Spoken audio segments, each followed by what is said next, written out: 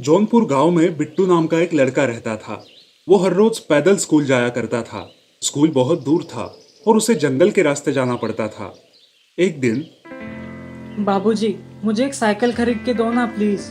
मेरे सारे दोस्त साइकिल से स्कूल जाते हैं, मुझे भी साइकिल चाहिए। प्लीज़ ना मत करना, मैं रोज़ थक जाता हूँ।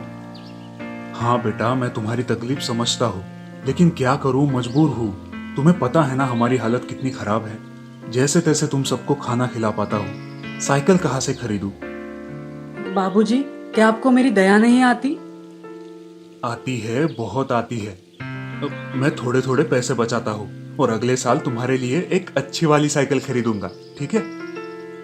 यह क्या बाबूजी, अगले साल? मतलब मुझे और एक साल पैदल जाना होगा।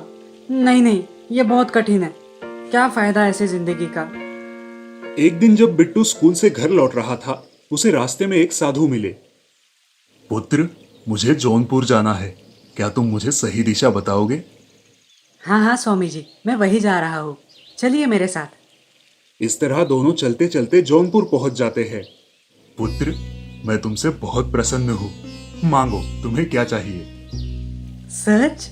मैंने तो सिर्फ किताबों में ही पढ़ा था कि वरदान देने वाले भी साधु होते हैं। दरअसल मेरा स्कूल बहुत दूर है। मैंने पिताजी से साइकिल मांगी थी, लेकिन हमारी परिस्थिति अच्छी नहीं है। अगर मुझे एक साइकिल मिल जाए तो। बस इतनी सी बात? मैं तुम्हें साइकिल नहीं, एक जादुई बाइक देता हूँ। ये बाइक अपने आप चलेगी। बस तुम्हें जहाँ जाना हो उसको बता देना, लेकिन याद रहे, अगर तुम इसका इस्तेमाल स्वार्थ के लिए करोगे तो ये गायब हो जाएगी। याद रखना। साधु ने हवा में हाथ घुमाया और वहां एक अच्छी सी बाइक प्रकट हुई। बिट्टू खुश हो गया और उसने साधु को प्रणाम किया। साधु वहां से निकल पड़े। बिट्टू खुशी खुशी अपने बाइक पर बैठा। जादुई बाइक मुझे घर ले चलो। बस बाइक वहां से निकल पड़ी। बाइक पर बिट्टू को देख सब लोग हैरान थे। बाइक घर के पास आई और रुक गई। बिट्टू ने अपने माता पिता को सारी बात बताई। अरे वाह बेटा, स्वामी जी बहुत ही दयालु है। लेकिन तुम इस बाइक का इस्तेमाल किसी भी स्वार्थ के लिए ना करना। दूसरे ही दिन बिट्टू बाइक से स्कूल जाने लगा। शुरू शुरू में वो अपने दोस्तों को भी बाइक पर अपने साथ ले जाता, लेकिन कुछ दिनों बाद उसके मन में लालच पैदा हुआ। वो दोस्तों को स्कूल छोड़ने के बदले उनसे चॉकलेट्स या बिस्किट लेने लगा। फिर वो गांव वाले लोगों को भी बाइक पर सवारी देने लगा। उन्हें जहाँ चाहिए वहां छोड़ने लगा और उसके बदले उनसे पैसे लेने लगा। ऐसे ही दिन कट रहे थे। एक दिन जब बिट्टू स्कूल जा रहा था, जादुई बाइक मुझे स्कूल ले चलो। लेकिन चमत्कार हो गया। बाइक गायब हो गई और बिट्टू धम से जमीन पर गिर पड़ा। ये सारी घटना बिट्टू की माँ देख रही थी। देखा, तुम्हारी लालच की वजह से बाइक गायब हो गई। अच्छा हुआ, अब बाबूजी अगले साल नई साइकिल देने तक पैदल ही स्कूल जाओ। बहुत पहले खड़गपुर नाम के राज्य में दयावान नाम का एक मछुआरा रहता था। वो हर रोज समंदर में जाके मछली पकड़ के फिर उन्हें बेचकर अपना जीवन व्यतीत करता था। एक दिन वो समंदर में जाकर मछली पकड़ रहा था। उसने जाल फेंका और जब जाल खींचने लगा तो उसे वो भारी लगा। उसने पूरा जोर लगाकर जाल को खींचा तो उसे जाल में एक जलकन्या दिखाई दी। उसके पूरे शरीर पर घाव थे। उसे देख दयावान अचरज में पड़ा और उसे बहुत दुख भी हुआ। हे जलकन्या, क्षमा करना, मैंने जानबूझ के तुम्हें इस जाल में नहीं फंसाया है। तुम गलती से इस जाल में फंस गई हो। मैं अभी तुम्हारा इलाज करता हूँ और तुम्हें समुद्र में वापस भेजता हूँ। नहीं नहीं, इसमें तुम्हारी कोई गलती नहीं है। मैं जलदेव के शाप के कारण अपनी सारी शक्तियाँ खोकर समुद्र में शार्क मछली के हाथों फंस गई हूँ। अगर तुम मुझे वापस समुद्र में भेजोगे तो शार्क मछली मुझे मार डालेगी और बिना शक्ति के मैं अपनी सुरक्षा नहीं कर सकती। ओह, तो अब मैं क्या करूँ? तुम मुझे अपने साथ ले चलो, मुझे आश्रय दो। मैं तुम्हारा ये एहसान कभी नहीं भूलूंगी। दयावान को जलकन्या की बात ठीक लगी। वो उसे लेकर अपने घर आया, उसका इलाज किया और अपने घर के पास वाले तालाब में उसे छोड़ दिया। अब दयावान उसे रोज ताजे फल और खाना खिलाने लगा। धीरे धीरे जलकन्या के घाव भर गए और वो ठीक हो गई। एक दिन उस गांव में मुंगेरी लाल नाम का एक जादूगर आया। वो बंदर, भालू, हाथी आदि जानवरों को बंदी बनाकर उनसे अलग अलग करतब करवाता था और लोगों का मनोरंजन करता था। लोग खुश होकर उसे पैसे देते थे और इस प्रकार से मुंगेरी लाल अपना गुजर बसर चलाता था। अब मुंगेरी लाल खड़गपुर में अपना प्रदर्शन करने लगा। कुत्ते से साइकिल चलाई, बंदर से गुलाटी लगवाई और लोगों का मनोरंजन किया। इस तरह अपना प्रदर्शन खत्म होते ही अपना काबिला और सामान लेके मुंगेरी लाल दूसरे गांव जाने लगा। रास्ते में उसे प्यास लगी, इसलिए वो दयावान के खेत के पास गया। वहां उसने तालाब में तैरने वाली जलकन्या को देखा और वो हक्का बक्का रह गया। तभी दयावान वहां आया और जलकन्या के साथ बात करने लगा। ये देख जादूगर मुंगेरी लाल का शातिर दिमाग तेजी से दौड़ने लगा। ओह, ये जलकन्या तो बड़ी काम की चीज है मेरे लिए। मैंने तो अब तक सिर्फ कहानियों में ही सुना था कि जलकन्याएं होती है, लेकिन आज पहली बार देख भी रहा हूँ। शायद दुनिया में किसी ने जलकन्या को देखा नहीं होगा।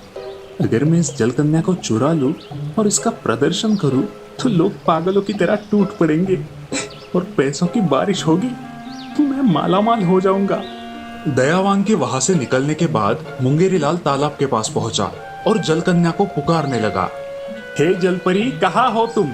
आ जाओ, मैं तुम्हारा पालन करूंगा, तुम्हें प्यार दूंगा। मेरी जान, जल्द आ जाओ। जादूगर मुंगेरी लाल की आवाज सुनकर जलकन्या पानी से बाहर आई। उसने तुरंत जाल फेंक कर जलकन्या को बंदी बनाया। फिर वो उसे अपने गोडाउन में ले गया।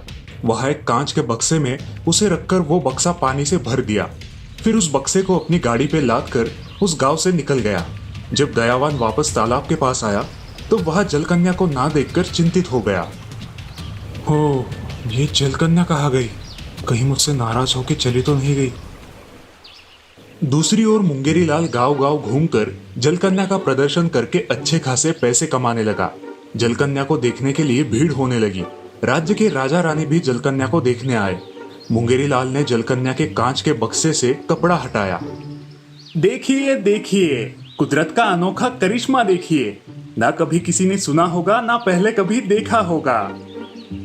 जलपरी को देखते ही लोग हक्का बक्का रह गए और खुशी से तालियां बजाने लगे। जादूगर मुंगेरी लाल बहुत पैसे कमाने लगा। जलकन्या ने अपनी आजादी के लिए उसे बहुत बार मिन्नतें की, लेकिन मुंगेरी लाल उसे अनदेखा करता रहा। एक दिन मुंगेरी लाल के दिमाग में विचार आया, अगर मैं इस जलकन्या का प्रदर्शन किसी और राज्य में करूं तो मुझे और ज्यादा पैसे मिलेंगे।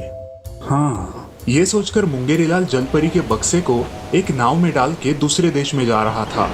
तभी समंदर में बड़ा तूफान आया और मुंगेरी लाल की कश्ती पानी में डूबने लगी। ये सब देखकर मुंगेरी लाल डर गया और जोर जोर से चिल्लाने लगा। आखिर उसकी कश्ती पानी में डूब ही गई। तब जलकन्या का कांच का बक्सा समुंदर के एक बड़े पत्थर पे जाके गिरा और टूट गया। जलकन्या आजाद हो गई। वो तैरती हुई ऊपर की तरफ आने लगी। तभी उसने डूबते हुए मुंगेरी लाल को देखा और तुरंत वहां पहुंचकर उसे बड़े परिश्रम से पानी से बाहर खींच लाई।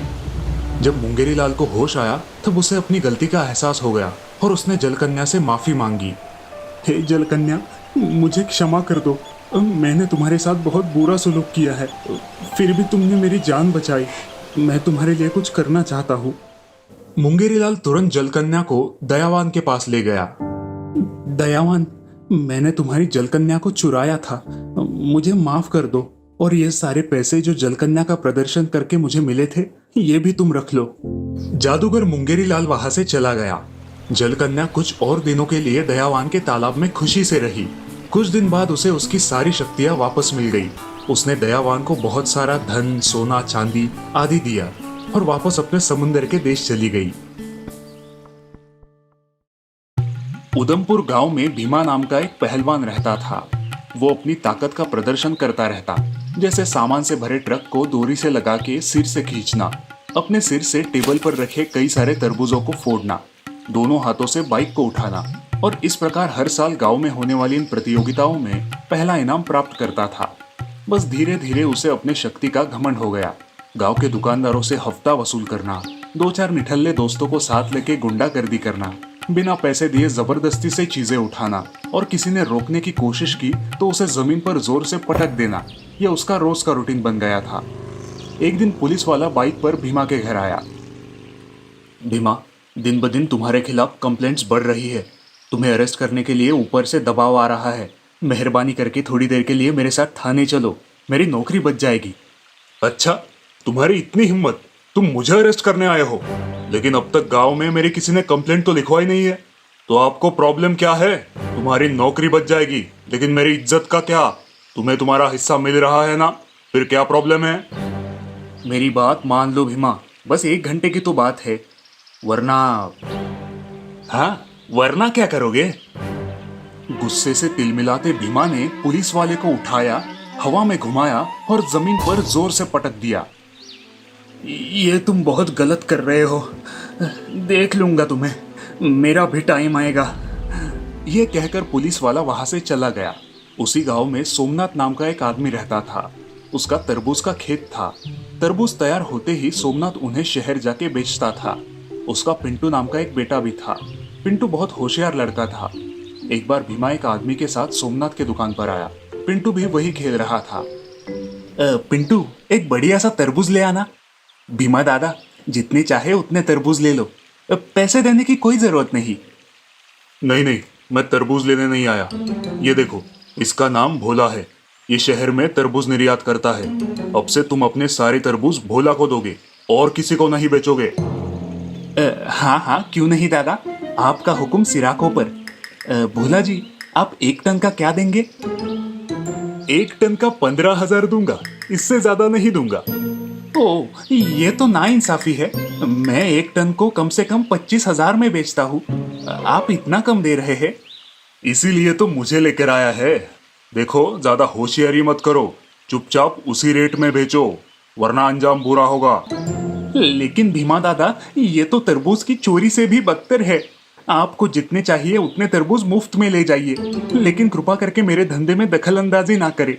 अच्छा, मुझे उल्टा जवाब देते हो? तुम्हारी ये हिम्मत? ये कहकर भीमा ने सोमनाथ को उठाया, हवा में घुमाया और जमीन पर जोर से पटका। फिर दुकान में रखे तरबूजों का नाश करके वहां से चला गया। पिंटू ये सब देख रहा था। वो बहुत दुखी हो गया। एक दिन गांव में एक सिपाही आया। सुनो सुनो सुनो, इस साल के बल प्रतियोगिता में आप सबका स्वागत है। इस साल की प्रतियोगिता में जो सिर से सबसे ज्यादा तरबूज तोड़ेगा उसे इनाम मिलेगा, वही विजेता होगा। सुनो सुनो सुनो। ये ऐलान करके सिपाही चला गया। पिंटू के दिमाग में एक कल्पना आई। प्रतियोगिता के एक दिन पहले पिंटू लोहे का एक बड़ा गोला घर ले आया। उसे तरबूज के रंग जैसे रंग लगाया, उसे साइकिल पर रखा और प्रतियोगिता वाले मैदान में चला गया। वहां एक बड़ी सी मेज पर काफी तरबूज रखे हुए थे और भीमा तरबूज तोड़ने के लिए तैयार था। अब तक सबसे ज्यादा यानी 4 तरबूज मगन ने तोड़े हैं। अब देखते हैं भीमा दादा कितने तरबूज तोड़ेंगे। तभी पिंटू ने चुपके से मेज पर रखे एक तरबूज की जगह उस लोहे के गोले को रख दिया। भीमा ने तरबूज तोड़ना शुरू किया। एक एक तरबूज तोड़ने पर लोग तालियां बजाने लगे। जब उसने लोहे के गोले पर सिर पटका, उसका सिर घूम गया। वो लड़खड़ाने लगा। उसने फिर से पूरी ताकत लगाकर उस लोहे के गोले को सिर से मारा, लेकिन उसका सिर चकराने लगा। वो सिर को पकड़कर झूमने लगा। लोग हंसने लगे। इससे भीमा को गुस्सा आया और उसने जोर से लोहे के तरबूज को मारा, लेकिन इस बार वो चक्कर आके गिर ही गया। जब उसकी आंख खुली तब वो जेल में था।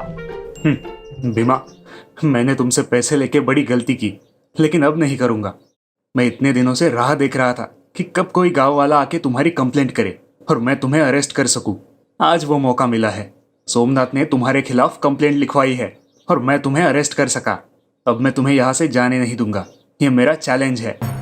सोमनाथ और पिंटू पुलिस को धन्यवाद देकर वहां से चले गए।